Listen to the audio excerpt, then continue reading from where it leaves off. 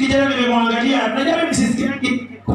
Najua nilisema ili hata mimi niwe katika laini yenu jamani, mkiniangalia, mkinitafutia mmoja hivi. Kunifunza mpaka ikifika tarehe 15 mkishamaliza tu kumaliza kumweka ndani na mimi namshika hapa namtia hapa box na kujana. Nimemsikiza sana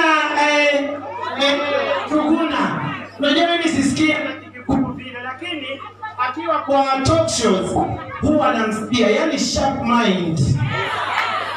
Alafu ukimwangalia kwa zile billboard yani kijana yani ukimwangalia akisimama amenyooka kama gogo la stima.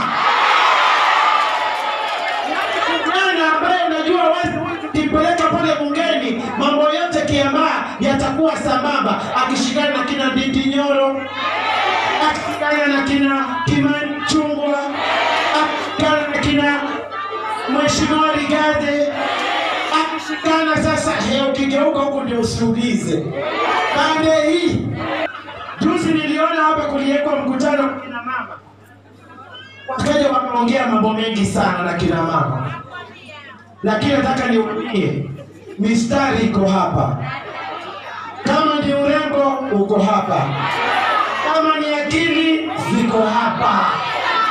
Kwa hivyo mimi nikisikia ati wanasema huyu kijana sijui kazaliwa na nani, akafanywa nini na nani, hizo nakwambia zimepitwa na wakati. Ni zile zilizopendwa.